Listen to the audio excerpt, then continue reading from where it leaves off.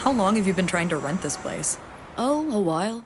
Instead of looking around, I just have this cynical, embittered checklist, if that's cool. Go for it. Bed bugs, Don't even have a bed. good water pressure. Get psyched for a life of suspiciously long showers. Very nice. On a scale of 9 to 10, how loud are the neighbors? Literally all librarians. Statistically unlikely, but quiet. It was in the news once. These are good answers. Mice? Rats? Fucking snakes? Anything? Not even people. Perfect. Rent? 5 figures a month, plus it has weird extra utilities like whale oil and solar wind. Nope. Half the price of across the street, all inclusive. This place is fucking perfect.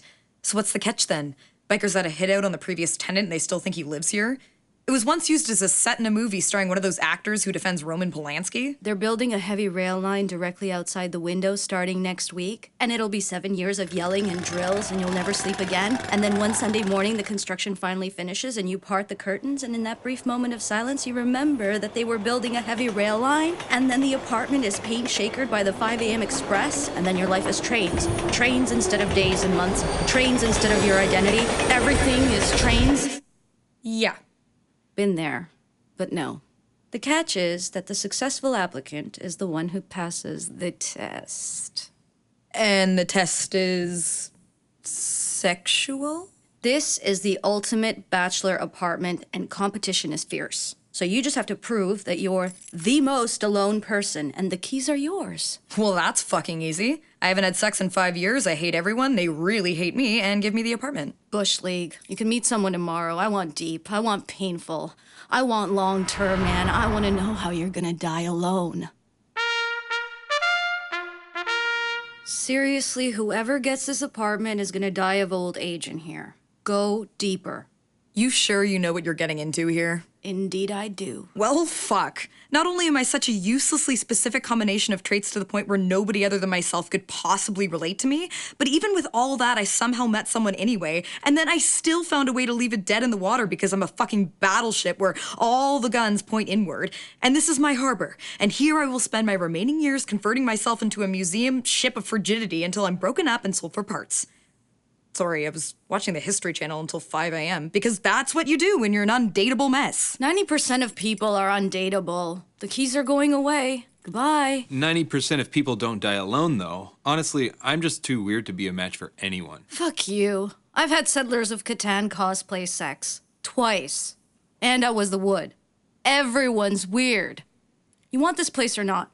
Imagine a stage and a crowd and one chance to speak. And then tell the world. Okay. Hi, the world. I've tried to be true to myself, and I've tried to keep myself in the game until that big break comes. And then that actually happened, and it still went to shit. And I'm normally the biggest optimist, but even I have to accept that the universe only extends its hand to you once. And it did, and then it extended the finger and vanished. So I could really use a nice little place to settle in for the long haul here.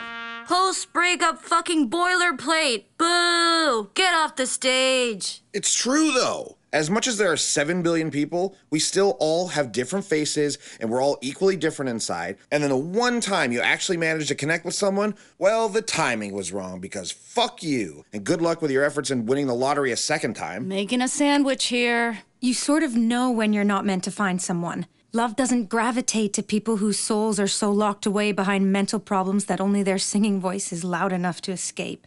Love's a two-way street, not a conjugal visit. Oh, half the people on this fucking planet are in one-way marriages. Not good enough, damn it, not good enough. I'm bereft of hope, though. I suck. Memory after memory of the door to normalcy swinging open before me, only for me to walk right past pretending I didn't see it. Would you like to dance? Oh, I don't know. I'm sorry. I never have before. And then she's already halfway across the room asking someone else. And with good cause. I'm completely stuck in the past. Who cares? So am I. Fucking scare me. Can I turn this down? Do it. Look, I only have a few years of hope left until I can only care about abstractions and I disappear into charity work like Dian Fossey into Virunga. And then one day they'll find my withered, gray-haired corpse face down beside the bed, so untouched I'm retroactively declared a virgin despite a youth of such promise, all of it unfulfilled. A virgin of love and courage and of allowing myself to break through the glass wall between me and acceptance, even as it smiles and beckons me over. I have already died alone, but as we can only perceive time in a linear fashion, you'll have to wait for the physical proof. Texts I never replied to because of catastrophically low self-esteem, Volume 1. Hi! I don't usually do this, but I really enjoyed talking with you the other night. What are you up to on Friday? That would be Friday 2 years ago.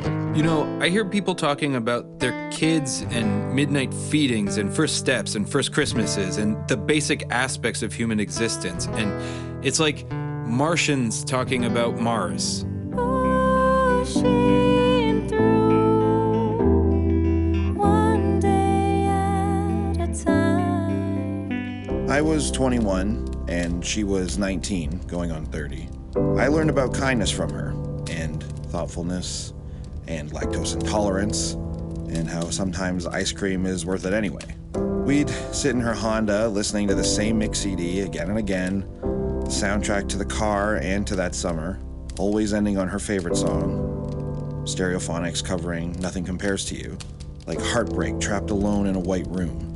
She'd whisper about where she planned to go and the kid she wanted to have, and I'd say nothing and hope she didn't notice how much I wasn't ready to go with her. After a few months, her dyed hair looked faded, and she wasn't doing that thing where she'd clap her hands when she laughed. At 2 a.m. in the parking lot behind the theater, 2,000 miles from here, we sat in her car for the last time, and I admitted to both of us that I wasn't ready for what she wanted. 10 years later, I finally value the things in life that she'd already figured out back then, and sometimes it feels like better never than late. Occasionally I'll try Googling her. I see glimpses, that smile and that kindness. She'd give you a ride home across the city no matter what time it was. Nothing compares to her. Listen to me very carefully. This is a work order from the city. Next Tuesday at 7 a.m., they are sending a pothole crew to pave over my genitals. Some people just go to waste. You want a dark night of the soul? That's every night until I die of scurvy in this apartment and am skeletonized by drain flies. So you suck. Yes. You're pathetic. Oh, I am fucked up, lady. You've given up. Oh, I've fucking given up. Because you're incapable of normality. Yeah, that. Because you're incapable of love. No. Wait, what? I don't know that I'd go that far. Oh, come on. You're a husk. It's over. You have nothing to offer. That's why you're here. No, I never said that. Sure you did. You're incomplete because you fucking can't love. The keys are yours. No, you know what? Fuck you. You think I don't care? That's the entire problem to begin with. Oh, it is it? I said my soul was trapped, not that it didn't exist. And when I'm on stage, it can make itself known.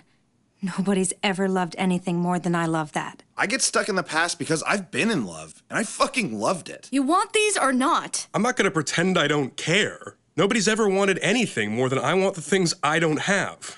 And the things I've lost. Sometimes you don't have something because good things are hard to find. I know I'm lucky to be able to look for them. Go on. You know, when you've been lifted on the shoulders of hundreds of years of ancestors so you can reach the freedoms they never had, then you have to find the right goddamn person, and one day you'll look back and you'll say you can't pick the era you live in, but the one I lived in was fucking awesome. And for the longest time, I was single.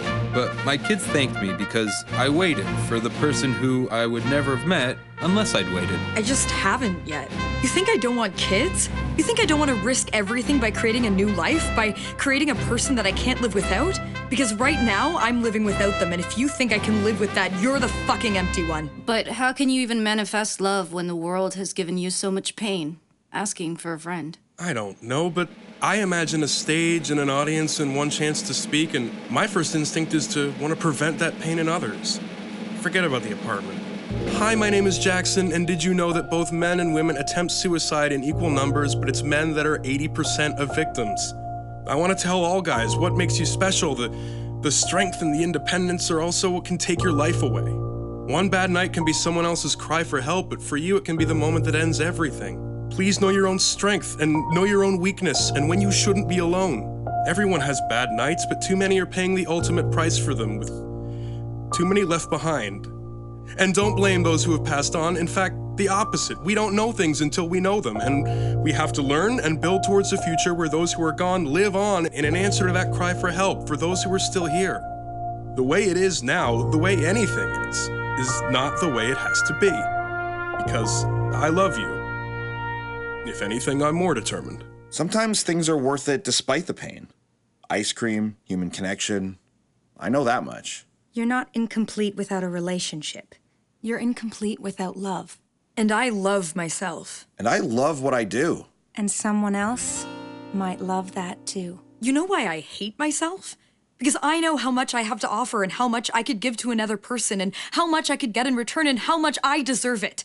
But I don't have it, and I fucking hate myself for that because I want the best for me. Because I love myself more than I would ever let on. And every time the world disagrees, I love myself even more for not listening. For only pretending I'm right for this horrid apartment. I wish I was incapable of love. That would solve a lot of problems. I'm gonna go find somewhere with room for a fucking king-size bed. Because who knows? Maybe I don't actually suck.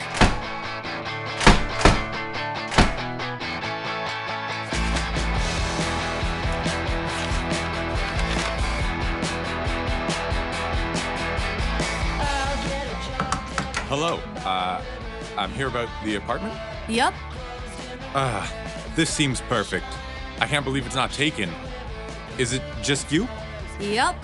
Forever alone. I can relate. How long have you been trying to rent this place? God, it's been years now. Can't seem to convince anyone.